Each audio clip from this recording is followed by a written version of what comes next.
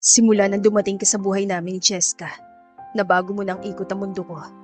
Ikaw ang dahilan kung bakit tinais ko na makakita ulit. You're the reason why I wanted to start living again. Dear Amihan Stories presents The Blind CEO's Daughter, Mommy for Hire. Written by Jamaica. Huli ka! Mababanaag ang galak sa boses ni Apple, na mas kilala bilang Apyang, nang mahawakan niya ang biik na kanina pa niyang hinahabol. Akala mo hindi kita mahuhuli ah? Alam mo, Bochi, wala pang mailap na biik ang nakatakas sa mga kamay ko. Malas mo lang. Pagkausap niya sa nahuling biik at saka tumatawan tumayo. Pinunasan niya ang putik sa kanyang pisngi. Sinubukan din niyang ipagpag ang bota niyang napuno na ng mga damo. Tumingala siya at sumalubong ang putok na araw. Muntik panlipa rin ang kanyang sombrero na kanya namang sinalo.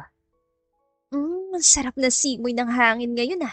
Parang masarap ang mainit at sinigang sa tanghalian. Kumawag-kawag ang hawak niyang biik, kaya naman hinigpitan niya ang hawak dito. Huwag kang magulo, baka ikaw ang isahog ko, Bochi. Tumatawa na tinahak ni Apyang ang matarik na damuhan pauwi sa kanilang rancho. Hindi naman nagtagal, ay natanaw na niya ang kanyang lolo Emil na nakatayo sa pintuan ng kanilang bahay. Naningkit ang mga mata niya at agad na mataan ang hawak nitong papel. Mabilis na nabura ang ngiti sa kanyang mukha. Lo! Kitang-kita niya agad, itinago nito ang hawak na papel. Dumating na naman bang bayarin ninyo kay Mang Emong? Patingin nga ako. Wala ito, apo. Inilayo na matanda ang papel, ngunit mabilis niya iyong inagaw. Notice for foreclosure? Anong ibig sabihin nito, Lo? Hindi pa naman tapos ang paghuhulog natin ah. At saka parang isang buwan pa lang naman tayong hindi nakabayad. Bakit sabi dito kukunin na nila ang rancho bilang collateral? Napailing-iling si Apyang. Naging tahimik ang kanyang lolo Emil. Hayaan mo na, apo. Mahabang panahon ko na rin namang napakinabangan ng rancho. Mabilis na nag-init ang ulo ni Apyang dahil sa sinabi nito. Kahit palo, ilang taon niyo nang inalagaan at pinalaki tong rancho. Hindi pwedeng papayag na lang kayo na masayang lahat ng pagod at pawis niyo. Wala nang nakuhan sagot pa si Apyang mula kay Lolo Emil. Hindi siya makapaniwalang susukuan na lamang ng kanyang lolo nang ganun-ganun lang ang hanap buhay nila. Buong linggong binagabag si Apyang ng problema nila sa rancho. Hindi niya makakayang mawala ito sa kanila ng kanyang Lolo Emil. Kung lumuwas ka na lang kaya ng Maynila. Nahinto ang pagpapakain ni Apyang sa mga alaga nilang manok na magsalita ang kaibigan niyan si Melody. Tamo si Mirabel, yung anak ni Aling Tisay. Maganda ng katayuan dun. May sarili na lupa sa bayan ng nanay niya at nakapagpundar na rin ng maliit na tindahan. Makaraan nga nagpadala ng cellphone para sa mga kapatid niya. Dagdag pa nito na tila ba ay inggit na inggit sa ikinukwento. Alam mo hindi ako papayagan ni Lolo Emil. At saka saan naman ako kukuha ng pamasahe? Nawawalang pag-asa naman yung sagot dito. Inirapan siya ni Melody matapos ay namaywang ito sa harapan niya. Para saan pang magkaibigan tayo? May natira pa akong pera sa napagbentahan ko ng isdang nahuli ni tatay kahapon. Pwede mo naman akong bayaran na lang kapag may trabaho ka na. Natahimik si Apyang. Ilang sandali pa ay hinarap niya si Melody. Pangakong babayaran ko sa unang sahod ko. Isang makahulugang ngiti ang ibinaling nito sa kanya. Napatili pa ito at saka siya tinusok-tusok gamit ang hintuturo. Huwag mo kong kalimutan ha. Baka makita mo na ron ang nakatadhana para sa'yo. Pag nagkataon, abay ako sa kasal ha. Inis niya itong kinurot sa tagiliran. Sira. Tumatawa man ay hindi maikubli ni Apyang ang itinatagong kaba sa kanyang dibdib. Ngunit wala na siyang pagpipilian pa. Lumubog ang araw at kinabukasan ay maaga nagbihis si Apyang. Wala ng kanyang Lolo Emil na paniguradong nasa rancho na para pakainin ng mga alaga nilang hayop. Malalim siyang bumuntong hininga at saka iniwan sa mesa ang liham na sinulat niya. Magiging maayos naman sigurong pagtatrabaho ko sa Maynila, hindi ba? Anya sa sarili. Tila pagkaing nilunok ng buo ni Apple ang lahat ng kanyang sinabi. Nanghihina siya napaupo sa gilid ng kalsada. Ano ba naman lugar to? Napakainit na nga, hindi sariwa ang hangin, maingay pa. Wala pang tumatanggap sa akin sa trabaho. Reklamo niya at saka inis na napasabunot sa sarili. Kesyo, wala raw akong birth certificate at valid IDs. Hindi naman kasi kailangan yun sa amin sa rancho. Sandali siya natigilan. Lumamlam ang kanyang mga mata habang pinupunasan ng pawis sa kanya noo. Hindi ako pwedeng bumalik na walang trabaho. Paano na lang si Lolo? Paano na ang rancho? Paano ko matutubos ang rancho? Tumayo siya at handa na sanang maglakad para humanap muli ng trabaho nang may mapansin siyang nakapaskil sa posteng sinasandalan niya kanina. Isang pingta-pingta poster. May mga glitters pa yon at ginupit-gupit na heart design. Mommy for hire? Stay in? Libre ang pagkain na tutulugan? Teka, 30,000 per month? Totoo ba to? Sandali siya napahinto at tinignan ang ibabang bahagi ng poster. Requirements and qualifications. Dapat sexy, dapat maganda at higit sa lahat, dapat mabait. Napaismid siya sa nabasa. Sino namang maniniwala sa ganito? Ni wala nga nakalagay na pangalan ng employer. Akman tatalikuran na ni Apple ang poster nang maiwan sa ere ang mga paa niya.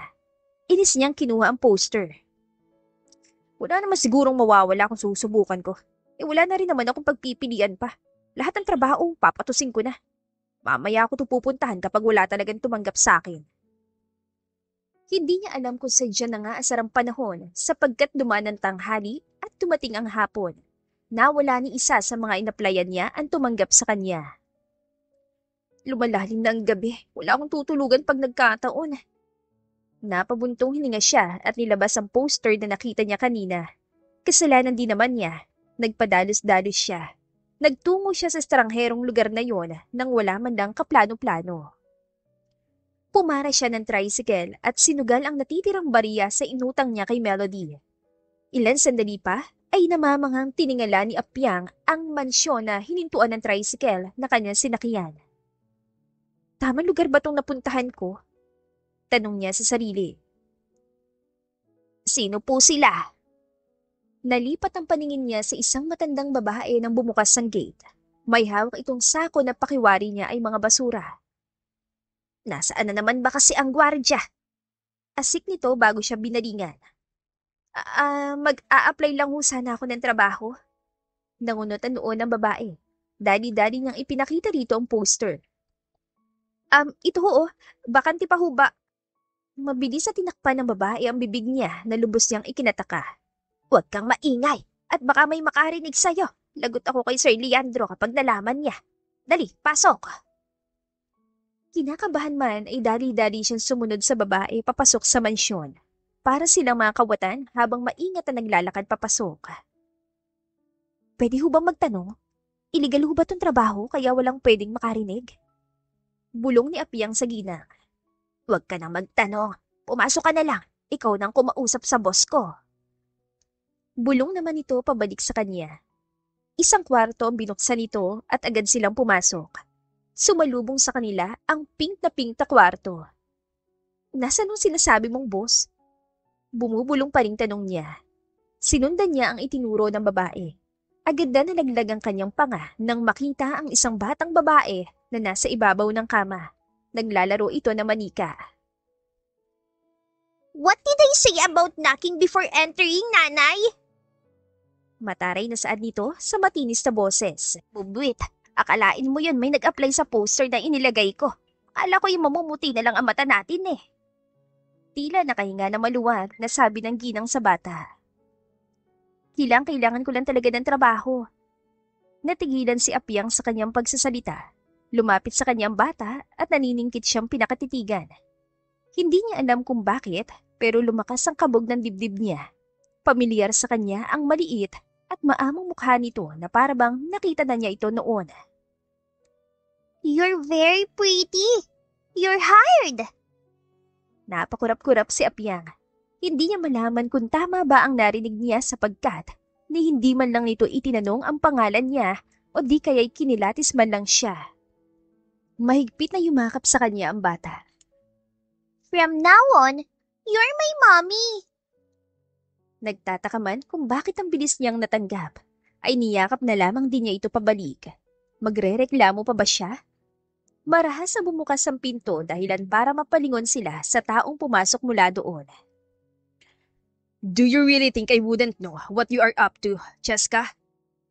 Anang barito ng boses na kahihimigan ng inis at autoridad. Isang gwapong lalaki ang namataan ni Apyang. Nakakunot ang makakapal nitong kilay. Lukot din ang ekspresyon na para bang hindi ito natutuwa. Ang kapansin-pansin para sa kanya ay ang diretsyon tingin nitong lampas sa kinaroroonan nila. Take her out. Ayokong sino-sinong pumapasok sa pamamahay ko. Masungit na asik na lalaki. No! She's staying, Daddy! I heard her! She's mine! She's my mommy! Depensa ng bata sa kanya. Your mother is dead! Malakas na hiyaw ng lalaki. Hindi nagustuhan ni Apyang ang iniasal nito. Hindi mo naman kailangang pagtaasan ng boses yung bata. Tila hindi nakatulong ang sinabi niya dahil mas naging madilim ang ekspresyon ng lalaki. Hindi ikaw ang kausap ko. Hindi ka kailangan dito kaya makakaalis ka na. You cannot fool my daughter. If you want my money, then I won't give you a single peso. Leave! Malamig ang tono ng pagkakasabi nito. Pakiramdam ni Apyang ay natapakan ng buong pagkatao niya. Likas na maikli ang kanyang pasensya, kaya naman mabilis na nag-init ang ulo niya. Oo, inaamin ko na kailangan ko ng pera. Kailangan ko ng trabaho para hindi maibenta ang ransyo ng lolo ko. Pero hindi porke hindi ka naghihirap sa araw-araw. Pwede ka nang magmata ng kapwa. Sige, aalis ako. Isaksak mo sa baga mo yung pera mo. Mabibigat ang mga paa niyang naglakad palabas. Tinawag pa siya ni Cheska at nangyaya nito, ngunit hindi na siya lumingon pa. Agad siyang binalot ng konsensya nang tuluyang makaapak sa labas ng mansyon. Ay, ano ba naman, Apyang? Pinairal mo na naman ang bunganga mo. Paano ka makakahanap ng trabaho niyan? O kahit matutulugan man lang ngayong gabi? Asik niya sa sarili. Nakita niya ang paghabol ng yaya ni Cheska sa kanya. Pasensya na hunay, mauna na ho ako. Anya. Akmang aalis na siya ng pigilan nito. Gabi na, malayo-layo pa ang lalakarin mo para marating ang main street. Wala ring dumadaan tricycle dito. May bakanting kwarto pa naman sa maid's quarters. Hindi kakayanin ng konsensya ko kung paano ka riyan sa labas. Hindi na niya sinayang ang oportunidad at sumama siya rito. Pasensya na po sa abala. Ako nga po pala si Apple Salcedo. Tawagin na lang po akong Apyang. Ito ang unang beses ko dito sa Maynila. Pakilala niya nang marating nila ang maliit na kwarto sa likuran ng mansyon. Inaya siya ng ginang para maupo sa loob. Sinalinan siya nito ng kape mula sa termos. Ako naman si Olivia, Nanay Olive na lang. Kami nga dapat humingi ng tawad sa'yo. Patawarin mo sana si Sir Leandro. Ganoon lang talagang ugaling noon dahil sa sitwasyon niya. 6 na taon na nung naaksidente sila ng asawa niya. 1 taon pa lang si Cheska noon. Namatay ang asawa niya habang nabulag naman si Sir Leandro. Iyan ang kwento sa akin ni Sir Alfonso, ang sekretary ni Sir Leandro. Wala pa naman kasi ako dito nung nangyari yon. Tsaka talagang mapili iyan, sir. Sarado ang puso sa ibang tao. Iyong sinundan ko kasing tagapag-alaga ni Cheska noon ay sinamantala ang mag-ama. Nagnakaw ng pera sa opisina. Kaya naman naiintindihan ko kung bakit ganoon na lang kawalan tiwala sa lahat si Sir Leandro. Dumaloy ang awa sa sistema ni Apyang dahil sa ikinuwento ni Nanay Olive. Magdamag siyang binagabag ng lahat ng sinabi nito. Nagtatalo tuloy ang dibdib niya kung hihingi siya ng tawad kay Leandro o uunahin ang pride niya. Samantala, sa loob ng mansyon, ay nakakunot ang noong hinihimas ni Leandro ang kanyang sentido. Tumunog ang cellphone niya, sinubukan niya yung abutin at papatayin na sana nang mali ang mapindot niya. Thank God, sumagot ka na rin sa wakas. Leandro anak, I know you're still in pain. We all are, pero isipin mo naman ang anak mo. Cheska needs to go to a real academy. Hindi pwedeng homeschooling habang buhay ang apo ko. She needs to see the world. Hindi yung ikinukulong mo siya kasama mo. It's been 6 years since Cassandra died. Pinagbigyan na kita ng mga nagdaang taon. Kung ayaw mong tulungan ka namin, kukunin namin ang papa mo si Cheska, whether you like it or not. Kusang namatay ang tawag. Napahilamos si Leandro sa kanyang mukha. Dinampot niya ang voice recorder na palaging nasa tabi ng kanyang kama. Good night, love. I love, love, love you. Mapait siya na pangiti habang pinakikinggan ang boses ng kanyang asawang si Cassandra. Imbes na ipikit ang mga mata gaya ng palagi niyang ginagawa, ay tumayo siya at kinuha ang guide stick sa tabi ng kama. Hindi niya pinatay ang recorder at sa halip ay lumabas para tunguhin ang kwarto ni Cheska. Sa ulado na niya ang bawat sulok ng bahay, kaya naging madali lang ang pagpunta niya doon. I hate you, Daddy. I hate you. I hope Mommy was here. I want Mommy. Sa labas pa lang ay rinig na niya ang mga hikbi ng anak. Hindi niya mapigilang mapanikipan ng dibdib. Sumobra na ba talaga ang pagluluksa niya? Napabayaan na ba niya ang anak niya? Ikinukulong niya nga ba ito, gaya ng sabi ng kanyang ina? Ilan lamang ang mga yan sa mga tanong ni Leandro sa sarili. At batid niyang matagal na niyang alam ang sagot. Sinubukan niyang abutin ang seradura ng pinto. Ngunit huminto ang kanyang kamay sa ere. Hindi niya kayang harapin si Cheska. Lumipas ang gabing yun at kinabukasan ay nananakit ang batok na bumangon si Apyang. Apyang! Ay, Diyos mio, Marimar! Nakakagulat ka naman, Nanay Olive! Asik niya nang sumalubong ang mukha nitong pagkabangon niya. Salamat ho pala sa pagpapatuloy. Sige ho, mauna na ho ako. Akman lalabas na siya nang pigilan nito ang braso niya. Ano ka ba? Ba't ka aalis? May good news ako sa'yo. Tumaas ang dalawang kilay niya at agad na nalaglag ang panga sa sunod itong sinabi. Si Sir Leandro mismo nagsabi, hired ka na, pwede ka na magsimula ngayon. Ilang minuto bago nag-sink in sa kanya ang mga sinabi nito. Nag-appear ang kamay nilang dalawa at saka nagtatalo na para bang nanalo sila ng loto. Ay siya nga pala, mamaya na tayo mag-celebrate. Pinapatawag ka ni Sir Leandro, kakausapin ka raw. Umurong ang saya ni Apple. Napakamot siya sa batok. Inaamin niyang natatakot siyang harapin ng maladragon na ugali ni Leandro. Wala naman siyang ibang pagpipilian, kaya tinungo na niyang opisina nito. Full name, age, civil status. Agad ang bunga ni Leandro nang pumasok siya, hindi pa man siya nakakaupo. Pakibilisan ang sagot. Nakalagay na ho riyan sa resume ko. Turo niya sa hawak nitong papel. Kinunutan siya na noon ni Leandro na para bang siya ng pinakatangang tao sa mundo. Gusto niyang kurutin ang sariling singit nang ma-realize na bulag nga pala na laki. Ay, sorry sir. Apple Salcedo po, 29 years old. Single po ho ako kahit malapit ang lumampas sa kalendaryo. Ang pagbibiro niya ay parang hangin lang na dumaan kay Leandro dahil sa kawalan nito ng reaksyon. Anong dati mong trabaho? May rancho lang ho kami ni Lolo Emil, pero naisanla ng magkasakit ang lolo ko. Wala ho akong mga kapatid o ibang kamag-anak. Nanatiling seryoso ang reaksyon ni Leandro. You may go. Bago pa siya tuluyang makalabas, ay may sinabi pa ito na nagpangiti sa kanya. I'm sorry about last night. Tumango siya kahit hindi nito nakikita. Pasensya na rin, sir. Napangunahan lang ako ng galit ko kahapon. Humugot siya ng 3 candy sa bulsa niya at ipinatong ang mga yon sa mesa ni Leandro. Candy, sir. Peace offering yan. Yan lang ho meron ako eh.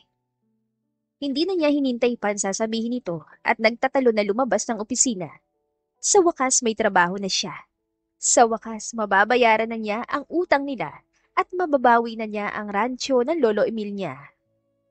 Dumating ang hapunan, tila isang robot na hindi nalangsan si Apyang habang nakaupo sa hapag. No carrots please, Nanay Olive. Nakangiwi saan ni Cheska at saka inusog ang mangkok nito. Nako, bubwit, paano ka tataba niyan kung hindi ka kumakain ng gulay? Lumipat ang tingin ni Apyang kay Leandro na tahimik lamang sa pagkain. Pareho pa na tayong hindi kumakain ng carrots, Cheska. Mahina niya saad na makaalis si Nanay Olive. Inilapit ito mukha sa kanya. It's not yummy. Sabay silang natawa dahil sa ibinulong nito. Just eat, Cheska. Malamig na saad ni Leandro dahilan para mapaayos silang dalawa ng upo. Napansin ni Apyang na kumapa ang kamay ni Leandro sa mesa. Ito ho, sir. Anya at saka iniabot dito ang baso ng tubig. Hindi ko kailangan ng tulong. Saan nito? Dahilan para mapairap siya. Hindi raw kailangan ng tulong. Pero inabot pa rin naman yung baso mula sa kamay ko. Bumubulong-bulong na Anya. May sinasabi ka. Nako, wala ho sir. Kinakausap ko lang ang sarili ko. Sige ho, kumain ulit kayo. Dinig niya ang paghangik-hik ni Cheska na nasa tabi. Hindi naman nagtagal ay natapos na ang hapunan. Siya na nagpresintang magligpit at maghugas sa mga pinagkiinan habang si Nanay Olive naman ang nagpapatulog kay Cheska. Ang laki-laki ng mansyon, pero 3 lamang ang tao. Pag tumagal-tagal, paniguradong magiging haunted house na to. Ani apiyang sa kanyang sarili habang binabanlawan ang mga baso. Ay, Santisima!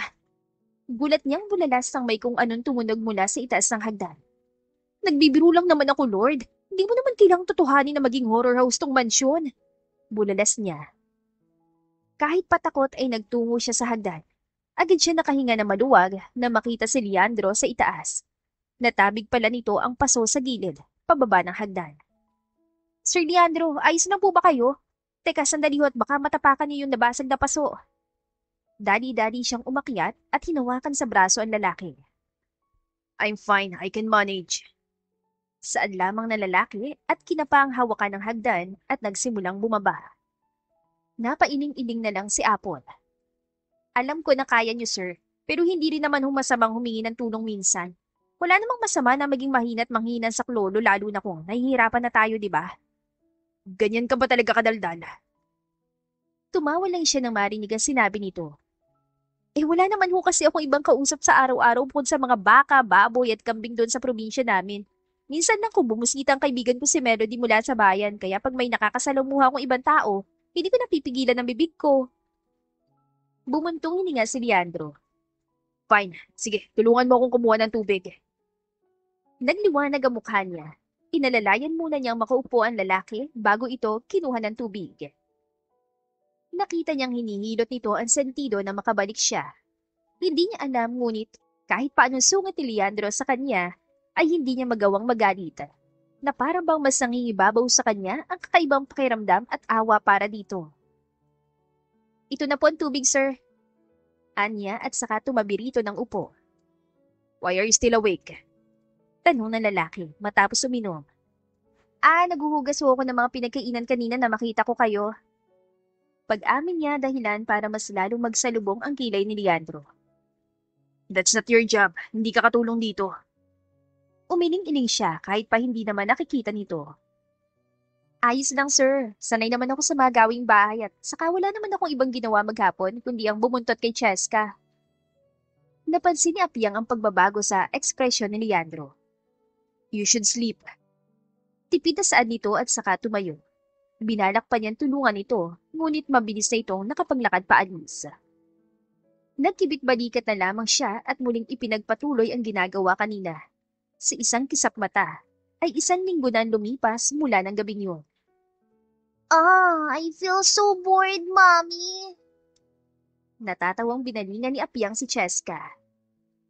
Ganito na lang. Since tapos na naman ang assignments mo, gusto mo bang kantahan kita? Yes po, yes po. Hindi naman ganun kaganda ang boses ko Huwag mong i-bash si Mami Apiyang mo Tumango-tango si Cheska, kaya naman nagsimula na siya. Nakatutok ito at talaga namang nakikinig habang nakapikit pa. Ayoko na nga, tinatawanan mo naman ako Bulalas niya at saka kiniliti ang makulit na bata. Mommy, stop tickling me. Humahagik-hik na pagpapahinto nito sa kanya, ngunit mas kiniliti lamang niya ito. Nahinto lamang ang pagkukulitan nila nang may marinig na umubog. What are you two doing? Ani Leandro na nakatayo sa bukana ng living room. Naglalaro lang ho kami, Sir Leandro. May kailangan ho ba kayo? Tanong niya rito.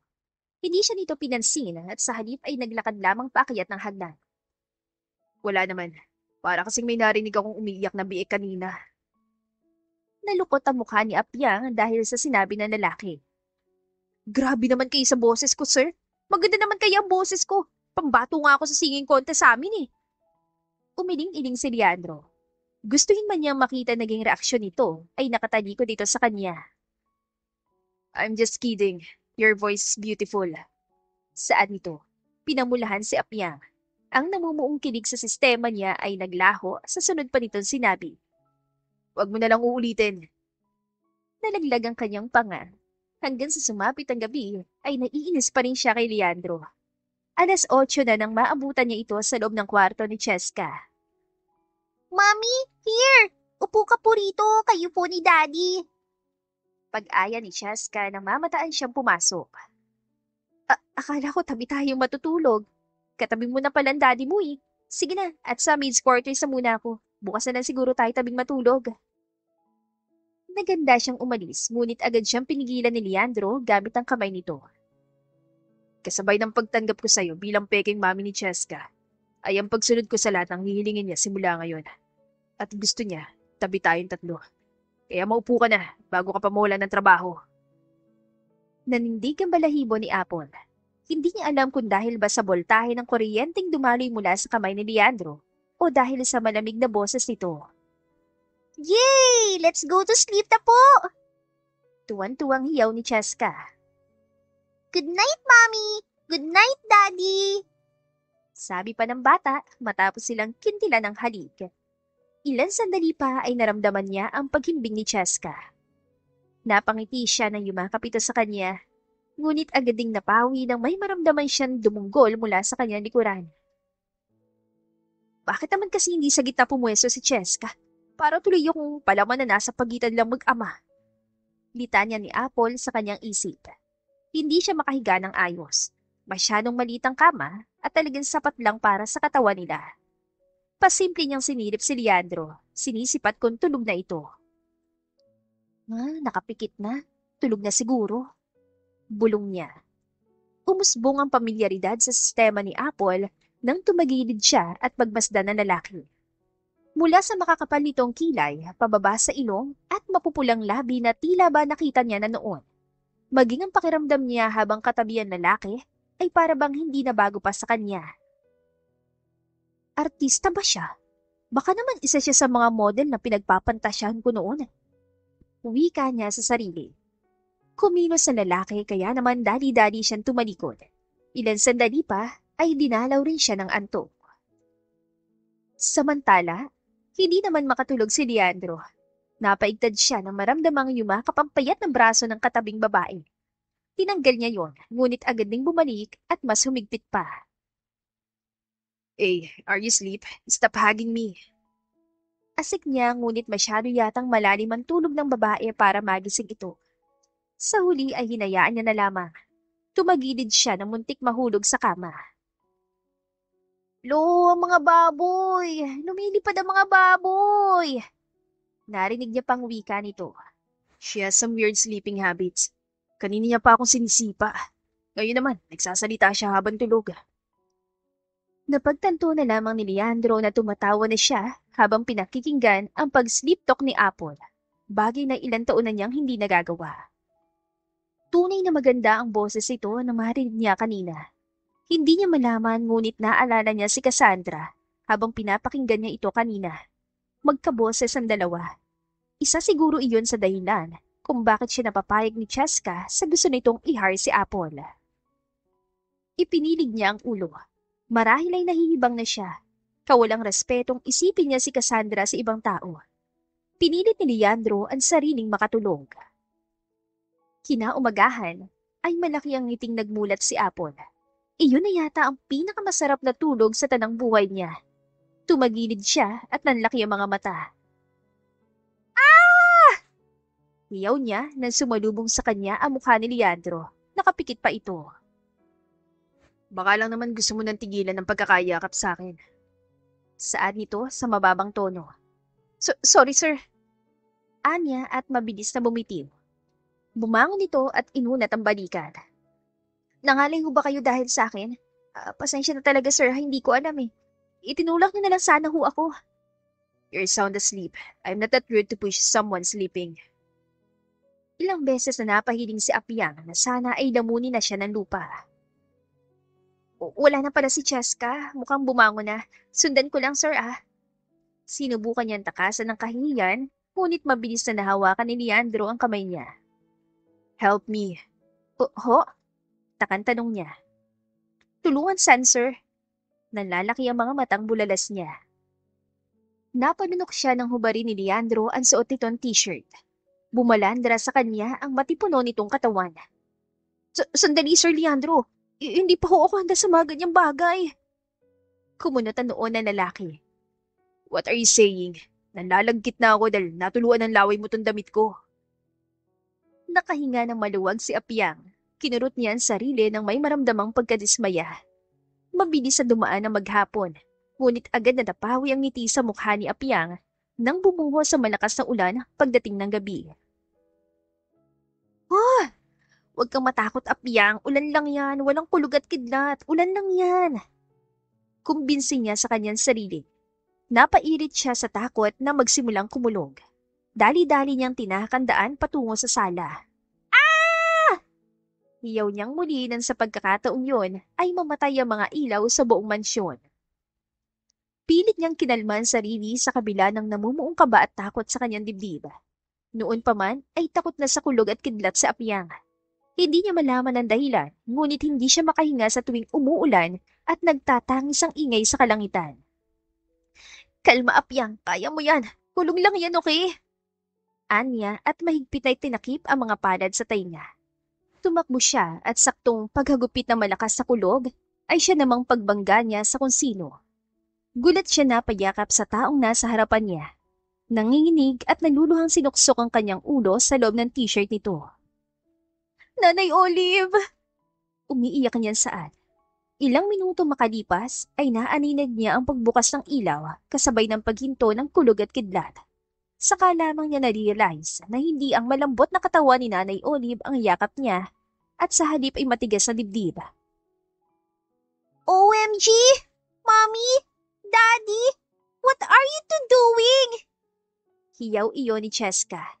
Dadi-dadi siya lumabas sa loob ng t-shirt ni Leandro at nanlalaki ang mga matang binalingan ng lalaki. Sir, pasensya na sir. Hindi ko. Hindi niya maituloy-tuloy ang sinasabi.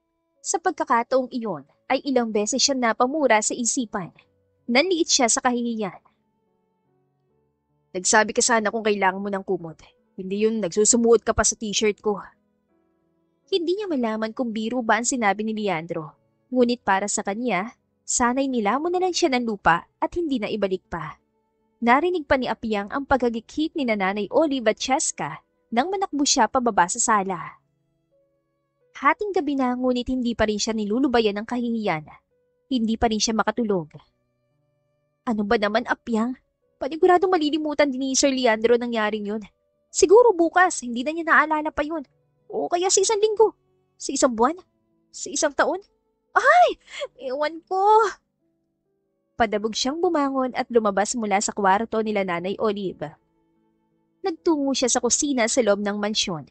Naghanap ng gatas na inaasahan niyang magpapatulog sa kanya. Ngunit kamalas-malasang nadatnan niya si Leandro na nasa stool sa harap ng kitchen bar.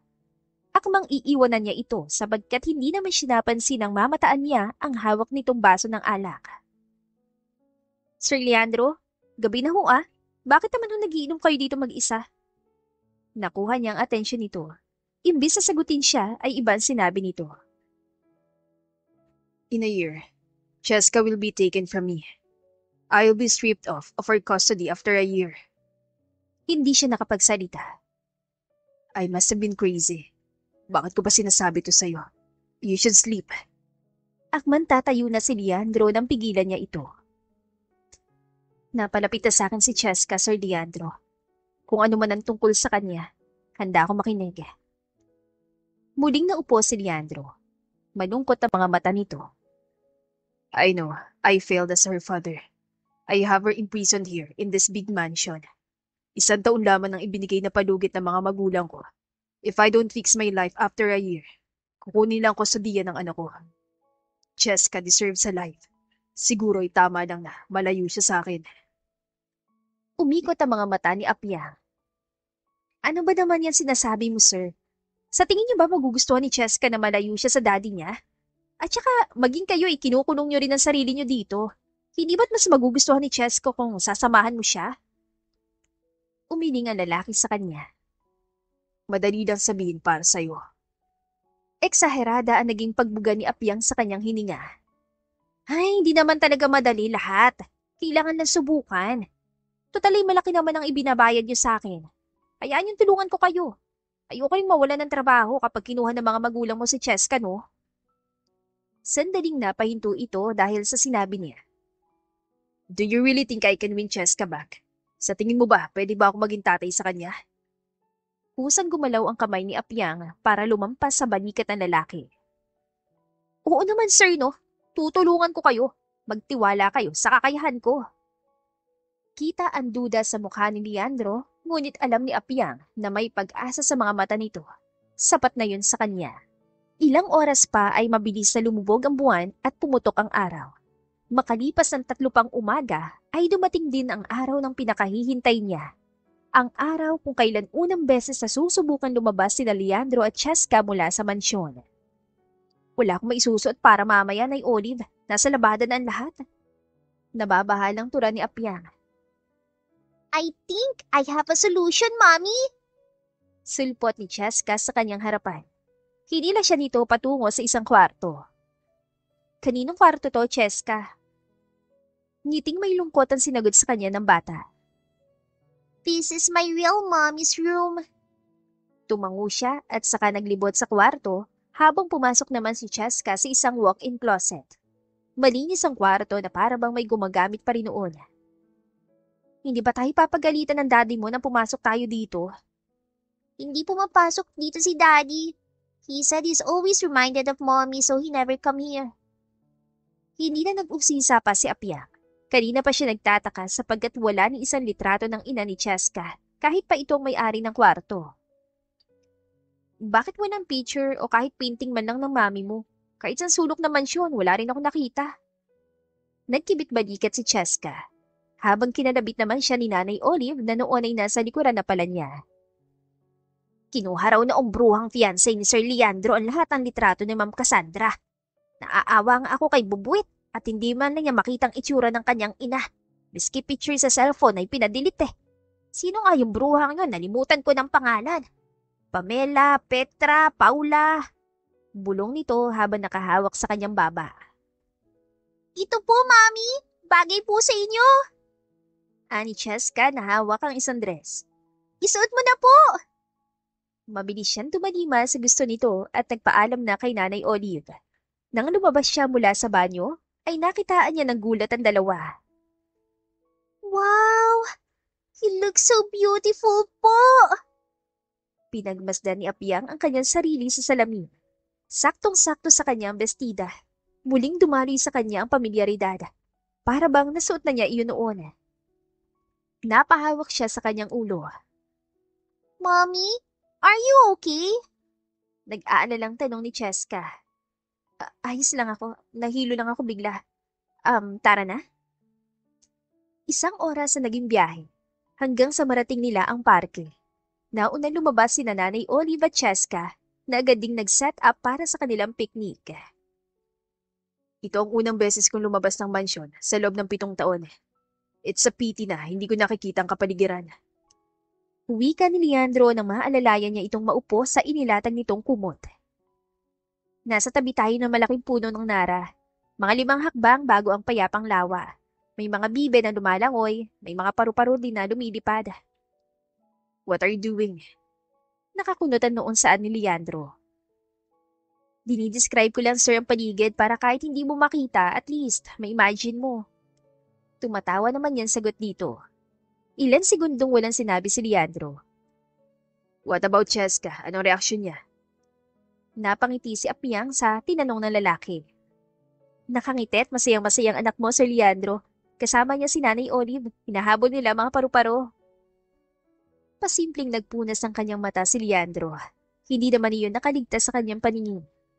Thank you. Maraming salamat, Apple. Sa unang pagkakataon, ay nakita niyang ngumiti ang kanyang masungit na amo. Unang beses din sa mga nakalipas na buwan na nakita niya itong naging mahina. Malalim na ang gabi nang makauwi sila. Ako na ang mag-aakyat kay Cheska sa kwarto, Sir Leandro. Magpahinga na kayo. Ikaw din, Apyang. Ani Nanay Olive at saka kinuha mula kay Leandro ang natutulog na si Cheska. Hanggang sa makauwi kasi sila ay hindi ito bumitiw ng yakap sa ama. Naiwan silang dalawa ni Leandro. Agad naman niyang binasag ang namumuong tensyon sa pagitan nila. Mauna na ho ako, sir. I'd like to be able to see again. Gusto kong makita mukha mo, Apple. May kung anong nagwala sa sikmura ni Apyang. Kusang gumalaw ang kamay niya para kunin ang palad ni Leandro at ipatong iyon sa kanyang pisngi. Nako, maganda ho ako, sir, ah. Baka ma-inlove kayo niyan kapag nakita niyo ang mukha ko. Pagbibiro niya para iwaksi ang kabog sa kanyang dibdib. Mahinang tumawa si Leandro. Sumalat ang mga daliri nito sa mukha niya. Mula sa mga mata, ilong, ay huminto ito sa kanyang labi. Napansin ni Apple ang pagkunot ng noo ng lalaki. Agad itong bumitiw sa kanya. Bakit ho, sir? Tanong niya. Nothing. Matulog ka na. Gabi na rin. Nagtataka man ay nagkibit-balikat na lamang siya. 2 buwan na lumipas simula ng tagpong yun. Mabilis na nakahanap si Leandro ng donor kaya naisagawa na rin ang operasyon nito. Himala nga raw iyon dahil sa tagal ng paghihintay ay ngayon lang nagkaroon ng donor. Dati raw kasi ay sinukuan na ni Leandro ang paghihintay. Tinanggap na lang nito ang sitwasyon at nagpakalunod sa lungkot. Ngayon lang ito naging desedido na makakita ulit. Ang sabi ng doktor, 6 na buwan pa raw ho bago kayo makaaninag ng tuluyan. Pero makakaaninag na naman daw kayo kahit papano in 1 to 2 weeks. Hindi rin pwedeng tanggalin ang benda sa mata nyo hanggat hindi nyo pa check up dahil sensitive pa.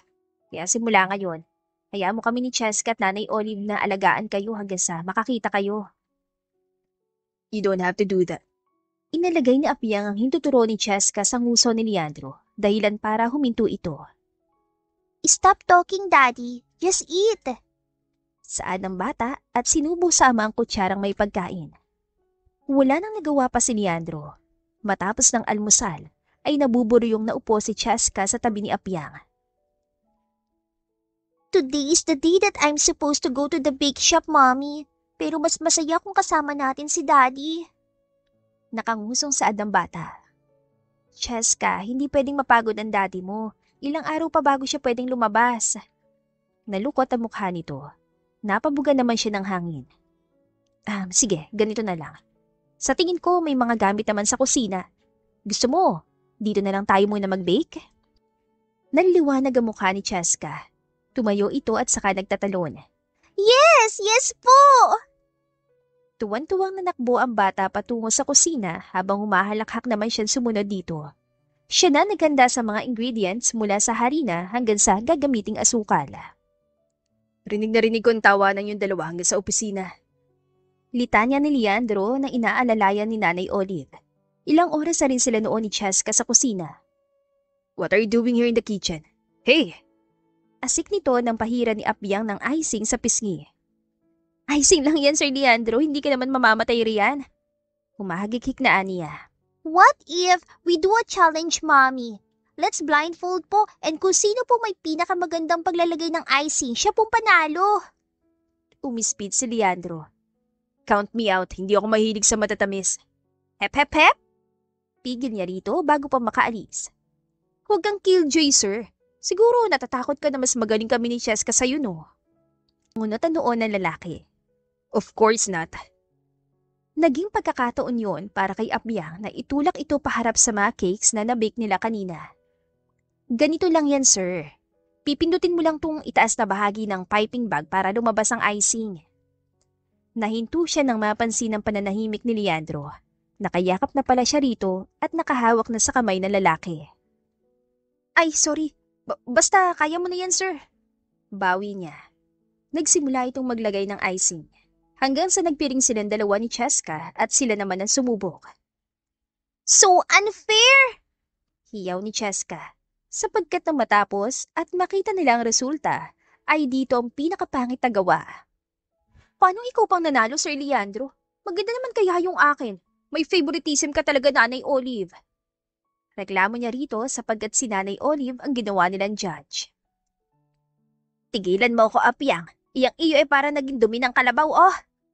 Asik naman ang matandang babae pabalik. Napuno ng tawanan ang buong kusina dahil sa sinabi ni Nanay Olive. Mabilis ang dumaan ang 2 linggo. Nakakaaninag na si Leandro pero malabo pa raw. Blurred ang lahat pero okay naman daw at hindi na ito nabubuhay sa dilim. Hanggang ang 2 linggo ay naging 3 buwan. Mga buwan na para kay Apyang ay siyang pinakamasasaya sa buhay niya. Ngunit sabi nga nila, gulong ang buhay at hindi tayo laging nasa itaas. Akalain mo yon, Nay Olive? Sa isang iglap ay mahigit kalahating taon na ako nagtatrabaho dito. Parang nakaraan lang ay ayaw akong tanggapin ng masungit ang boss niyo dito. Tumawa si Nanay Olive. Ay oo, pero tamo ngayon parang tupang napaamo mo yang si Sir Leandro. Eh di bangat ikaw ang palaging hinahanap pagmulat ng mata sa umaga. Tingin ko ay crush ka talaga ni Sir Leandro. Pinamulahan si Apyang. Agad siyang umiling. Hindi naman ho siguro. Hindi pa ho nakaka-move on ng taong yun sa asawa niya. At saka di ba ho, may fiancé na yan si Sir Leandro. Naikwento sa akin ni Manong Guard. Ano naman laban ko sa mayayaman at magagandang babae sa buhay niya? May lungkot na tugon niya. Hindi naman niya kasi may pagkakailang. Nahuhulog na ang loob niya sa kanyang amo. Ngunit masyadong magkaiba ang mundo nila. Kaya tanging pagwaksi na lang sa nararamdaman niya ang kaya niyang gawin. Natapos na ang pagdidilig ni Apyang sa mga halaman. Saktong may narinig siyang sigawan sa loob ng mansyon nang sandaling pumasok siya. Miss Patricia, hindi ho kayo pwedeng pumasok nang hindi pumapayag si Sir Leandro. Pigil ni Nanay Olive sa isang babae. What are you saying? Fiancé ako ni Leandro. Of course, I can enter here whenever I want. Huminto si Apyang, sapat lamang para masilip niya ang babae. Isang sopistikadang matangkad na babae ang nakita niya. Matama nito nakatayo sa living room. Nakataliko dito sa kanya, kaya naman hindi niya makita ang mukha. What are you doing here, Patricia? Casual na tanong ni Leandro na makababa ito. May tungkod ito at alalay pa rin sa pagkilos dahil hindi pa rin lumilinaw ang paningin nito. Sa ngayon nga ay nakasuot ito ng eye patch dahil nagkaproblema nung huling check-up nito sa doktor. Agad na lumingkis ang babae dito. Masama bang nandito ang fiancé mo para alagaan ka? Mahinang natawa si Leandro. Alagaan? Hindi ba't palusot mo nga ang pagpunta sa Japan para hindi mo maging responsibilidad ang bulag na kagaya ko? And besides, hindi na kita fiancé, Patricia. Nung college lamang yon, kasal ako at hanggang ngayon na hindi magbabago yon. May kung anong kumirot sa dibdib ni Apyang. Mahal pa rin talaga ni Leandro ang asawa nito. Aalis sa sana siya sapagkat ayaw na niyang marinig pa ang pag-uusap ng dalawa nang aksidente niyang marinig ang pangalan niya. Is this because of that girl, Apple Salcedo? Akala mo ba hindi ko malalaman na may ibang babae na naman ang umapak sa mansyon na to? Huwag mong idamay si Apple dito. She got nothing to do with us. I just don't like you, Patricia. Alam mo yun. At nasasaktan ako nagkakaganyan ka dahil sa akin. The three of us used to be close friends. Ikaw, ako at si Cassandra. Oo, bago niyo akong iputan sa ulong dalawa. Ako ang fiancé mo, Leandro. Pero ang babaeng yun pa rin ang pinakasalan mo. Engage lang tayo dahil yun ang gusto mo at ng mga magulang natin. Ni hindi mo pinakinggan kung gusto ko rin bang maging fiancé mo. Hindi maigalaw ni Apyang ang kanyang mga paa. Gustuhin man niyang umalis sapagkat hindi naman siya kasali sa usapan, ay nabato siya sa kinatatayuan. Ako ang nauna sa iyo eh. Bata pa lang magkasama na tayo.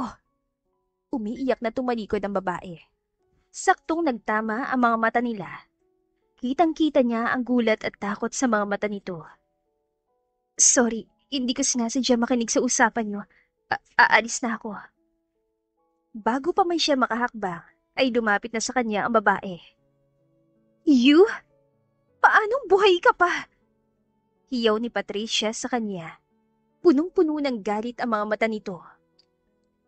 Teka, nasasaktan ako ang braso ko. Daing niya nang pisilin nito ang braso niya. May sapusa ka ba't siya mambuhay mo? Hindi ka pa talaga namatay sa aksidenteng ginawa ko? Malakas ang boses ng babae. Dinig iyon ng lahat maging nang kapapasok lamang na si Nanay Olive at Cheska. What did you say? Ani Leandro. Dumaloy ang kaba sa mukha ni Patricia, ngunit kahit na ganoon, ay hindi napigil ang naglalagablab nitong mga mata. Grabe! Pang telenovela talagang love story niyo. Ni hindi mo man lang alam na nasa tabi mo nang hinahanap mong asawa. Akala ko ba nakakakita ka na? Muli itong bumaling sa kanya. I was the one who made the car crash, Leandro. Ako rin ang may kagagawan kung bakit hindi mo makita ang katawan ni Cassandra. Aray, nasasakal ako! Asik ni Apiyang nang hawakan nito ang leeg niya. Hindi man kita napatay noon. Sisiguraduhin kong hindi ka na makakaligtas pa ngayon. Kung hindi magiging akin si Leandro, ay hindi mo rin siya makukuha. Nagsimulang manikip ang dibdib ni Apiyang. Namumula na ang kanyang leeg habang pilit na naghahabol ng hininga. Pilit na tinatanggal ni Nanay Olive ang pagkakahawak sa kanya ni Patricia, ngunit masyado itong malakas. Bago pa tuluyang mawala ng malay, ay nakita pa niya si Leandro. Tinanggal nito ang eye patch at kahit pa alam niyang hirap pa ito, ay inaninag nito ang daan patungo sa kanya. Mabilis itong naitulak si Patricia. Apple, gumising ka. Apple! Patuloy itong tumawag sa pangalan niya, ngunit mabilis siya nilamon ng kadiliman. Tanghali na nang magmulat si Apyang. Sumalubong sa kanya ang nag-aalalang mukha ni Cheska. Mommy, are you okay now? Apyang, wala na bang masakit sa'yo? Kumusta ang leg mo? Masakit pa ba? Nag-aalala ring tanong ni Nanay Olive. Bumangon siya. Sa gilid ay nakita niya pa si Leandro na nakaupo. Sa harapan nito ay mayroon doktor na sinisipat ang mga mata ng lalaki. Masyadong napuyara sa mga mata mo. I told you that you need to wait for a week before we could remove it, Mr. Barameda. Hindi pinansin ni Leandro ang doktor at sa halip ay lumapit ito sa kanya. Katakatakang binubuka nito ang bibig, ngunit wala naman itong sinasabi. Pansin sa mga mata nito ang pangingilid ng mga luha. Maingat niya yung pinunasan. Naku sir, baka mapano ang mga mata niyo kung iiyak kayo. Pagbibiro niya na nagpatawa sa kanila. Si Patricia ho pala. She was taken to a psychiatric ward. Noon pa man ay palagi ko na siyang pinagbibigyan dahil magkaibigan ang mga pamilya namin. She always had these psychopathic tendencies, pero pilit kong hindi pansinin yun dahil kaibigan ko siya. I never expected na aabot siya sa puntong papatay para lamang makuha ang gusto niya. Sisiguraduhin ko hindi na siya makakalapit pa sa atin. Humaplos ang kamay ni Leandro sa pisngi niya. Cassandra, I can't believe you're alive. Mabubuo na ulit tayong tatlo. May pamilyaridad sa haplos ni Leandro, ngunit lumayo siya. Wala akong kahit anong naaalala, Sir Leandro. Hindi ko kilala ang Cassandra na sinasabi mo. Ayokong basta nalang kunin ang buhay na hindi naalala ng utak ko. Malungkot ang umiti si Leandro. It's okay. I know you will remember us soon enough. Hindi mo alam kung gaano ko nangulila sa'yo. I missed you so much. Tinanggal ni Apyang ang kamay ni Leandro sa kanyang pisngi. May kirot sa kanyang puso. Kung nagkataong hindi ako si Cassandra, masasabi mo pa kaya sa akin yan, Sir Leandro? Natigilan ito dahil sa kanyang sinabi. Mapait siyang umiti. Hindi niya mapigilang isipin na kung sakaling hindi siya si Cassandra na asawa nito at isang hamak na babaeng taga-probinsya lamang talaga, bibigyan kaya siya ng pansin ng lalaking gaya ni Leandro? Paniguradong hindi. Paniguradong walang magiging puwang si Apyang sa puso niyo. Tumawa siya matapos sabihin yun. Kinabukasan din ay umalis siya ng walang paalam.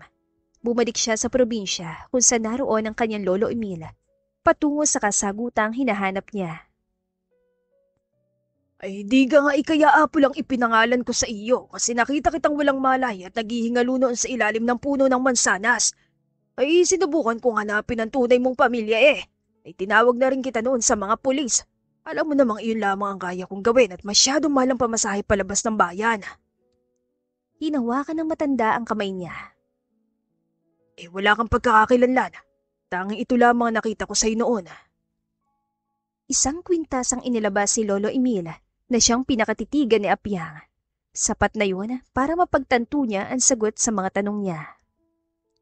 Nanatili siya sa probinsya ng mga sumunod pang araw para magpahinga at mag-isip-isip. Overwhelmed pa rin siya sa mga nalaman. Ganun pa man, ay miss na niya ang mag-ama. Alam mo ga apo, minsan ay hindi mo kailangang isipin ang mga bagay. Madalas ay kailangan mo lang sumabay sa agos. Napalingon siya kay Lolo Emil nang tumabi ito sa kanya. Sundan mo ang puso mo. Hindi naman mawawala ang rancho. Hindi naman ako mawawala rito. parte pa rin ng buhay mo, Rancho.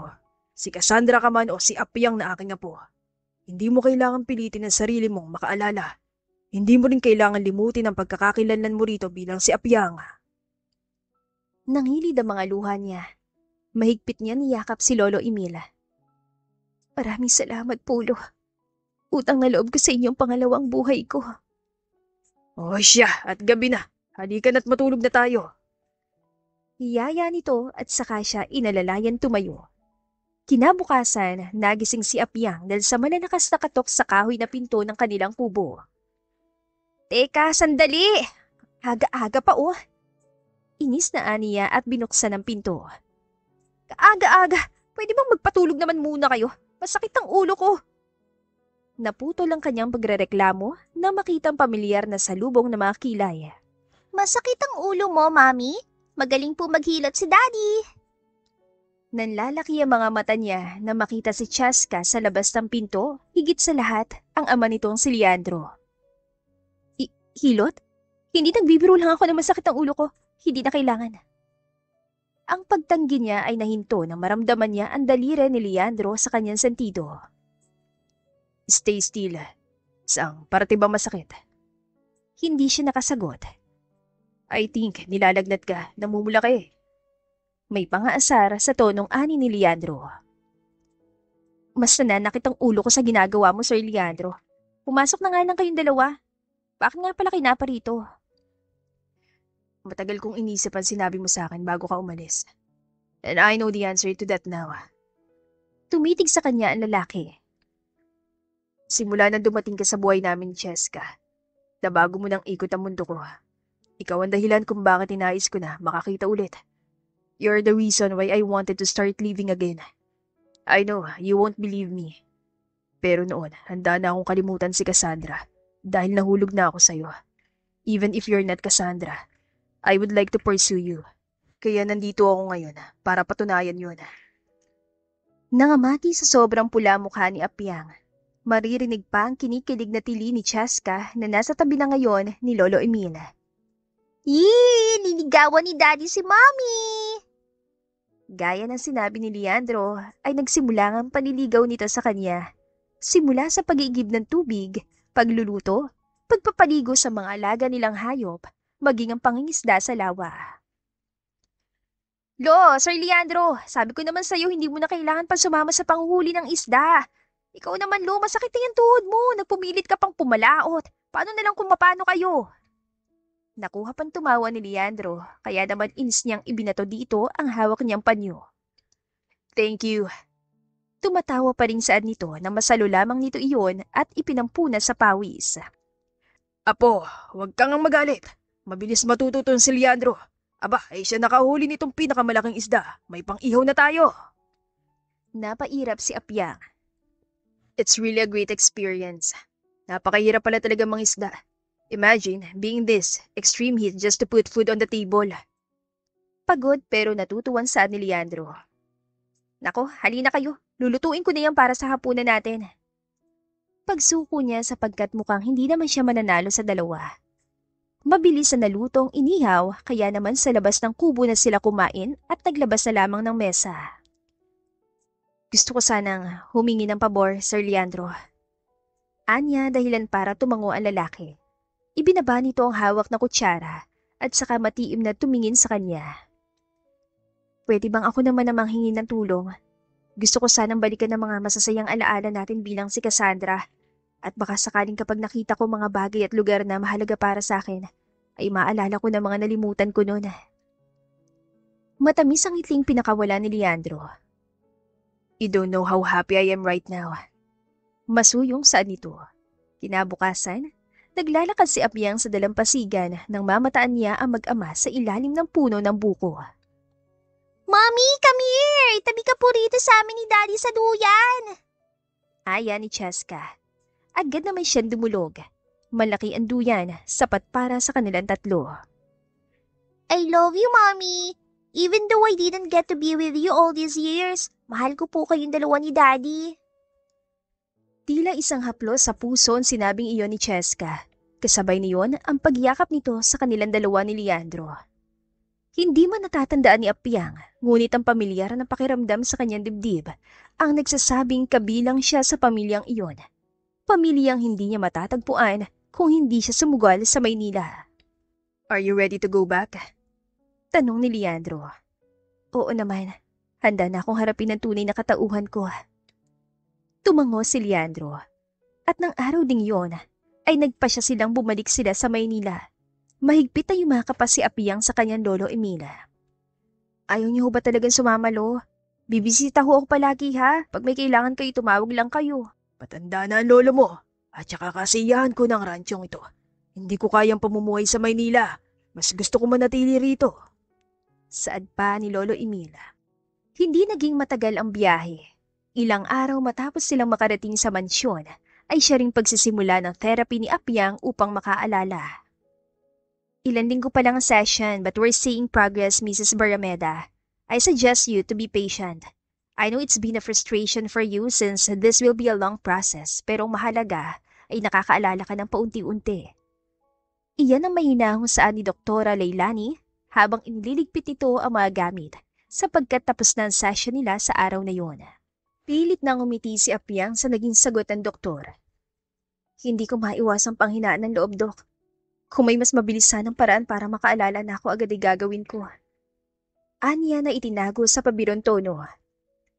Sa susunod ay susubukan nating balikan ang araw ng aksidente. If Mr. Barameda will permit us, we will go to the location. Naputol ang sinasabi ni Doktora Lailani na sumingit ang bagong dating na si Leandro.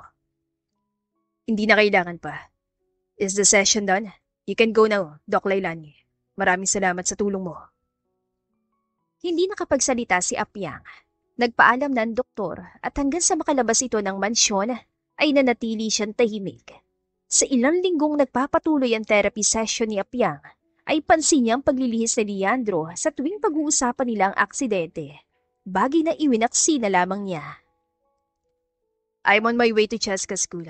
Bumalik na lamang ako rito para isama ka sana. Masuyong saan ni Leandro. Nanliwanag ang mukha niya at saka tumango. Pumapasok na si Cheska sa ikalawang baitang. Dali-dali siyang tumayo at saka tumungo sa kusina. Sandali, Sir Leandro. Kukunin ko lang yung pagkain inihanda ko para sa kanya. Mula ngayon, ayoko na nang tinatawag mo ko niyan. Alin? Maang-maangan niya kahit pa alam naman niya ang tinutukoy nito. Hindi maganda sa pandinig ko. Litanya nito. Palihim na natawa si Apyang. Nakatalikod siya rito, kaya naman hindi nito nakikita ang reaksyon niya. Sa pandinig ko, wala namang problema ah. Tila isa iyong oportunidad para asarin ng lalaki. Imbis sa sagot ay tanging naiinis na ungot lamang ang natanggap niya mula kay Leandro. Hanggang sa makarating sila sa eskwelahan ni Cheska, ay kitang-kita pa rin ang pangungunot na noon nito. Mommy, Daddy! Pagtawag ni Cheska habang tumatakbo palapit sa kanila. Akala ko po si Nanay Olive ang susundo sa akin. Namiss kita, lalo na tong daddy mo. Ani Apyang habang nanatili naman tahimik si Leandro. Di ba nga, daddy? Dagdag pa niyang diniinan ang salitang daddy. Tila isa yung magic word sapagkat ang nakangusang mukha ni Leandro ay agad na palitan ng ngiti. Dahilan para humagalpak siya ng tawa. Nako, Cheska, huwag kang magmamana rito sa tatay mo ha. Napailing-iling na lamang siya nang tignan lamang siya ng inosente ni Cheska. Dumaan pa ang ilang araw. Naging mabilis ang pagdaloy ng mga buwan hanggang sa 2 taon na ang lumipas. Tuluyang nabawi ni Apyang ang rancho ng kanyang lolo Emil, habang si Leandro naman ay bumalik sa paghawak sa kumpanya nito. Nakilala na rin niya ang tunay na mga magulang, ngunit kahit pa parang kumpleto at perpekto ng lahat, pakiramdam ni Apyang ay may kulang pa rin sa kanya. Are you okay? Nanuot sa ilong niya ang mabangong amoy ni Leandro na yumakap ito mula sa kanyang likuran. Kanina pa malalim ang iniisip mo ah.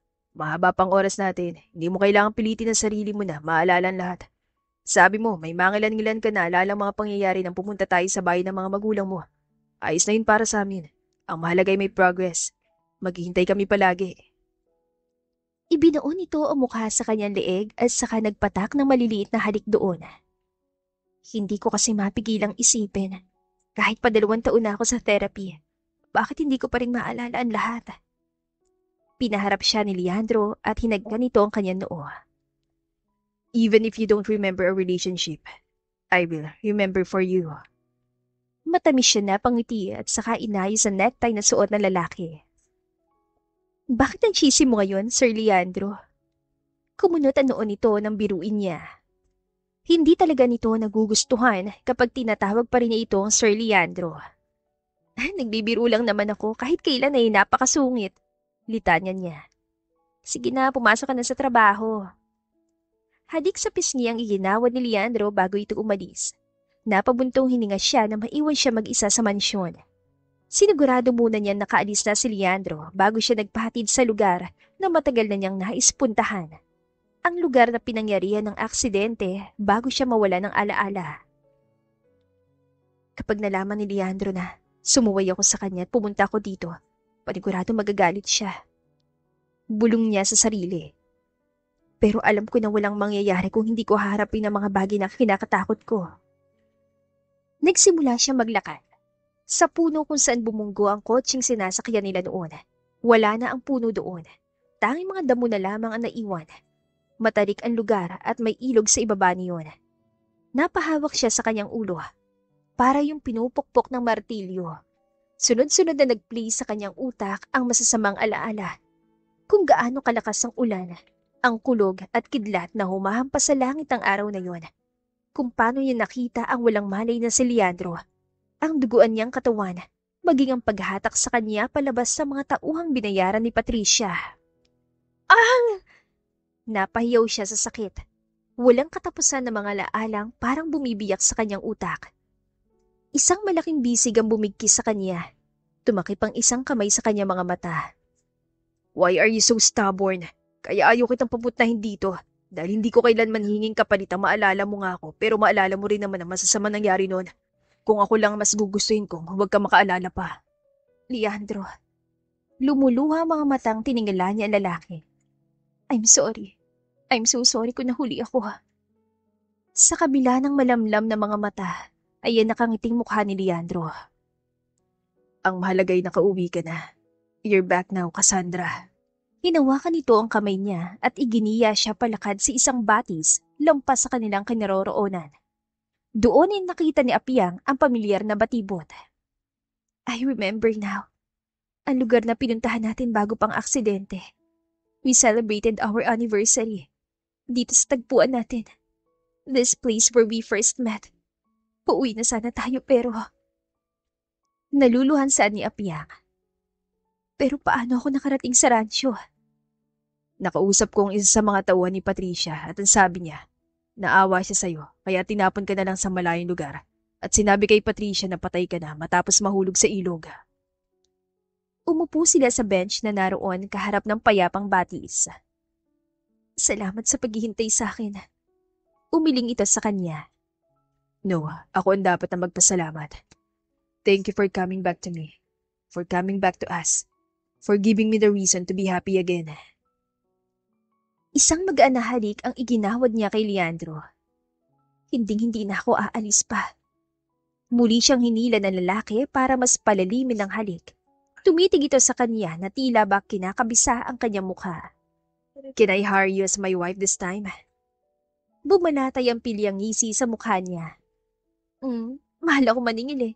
Siguro kung malaki ang sahod, mga 1 milyon? Gaya ng dati ay nagsalubong ang 2 kilay ni Leandro. Sa huli ay tumawa din ito. You're hired. Sa buhay, mayroong mga pagsubok na talagang susubukin ng tatag ng bawat isa sa atin. Aabot sa puntong maiisip nating wala ng pag-asa. Ngunit gaya ni Apiang na nagsilbing liwanag sa madilim na mundo ni Leandro, huhupa rin ang mga problema at ating lilingunin na lamang ang mga pagsubok na nakaraan. Bulag man o kahit pa walang maalala, hindi mapipigilan ang nakatakdang tadhana. Ngayon na nakauwi na si Cassandra sa piling ni Leandro, wala nang makapipigil pa sa kanilang pagmamahalan. The End. Kung nagustuhan ninyo ang aming istorya, ay huwag kalimutan na mag-like at subscribe. Mag-iingat po tayong lahat. To God be the highest glory. Hanggang sa muli. Paalam!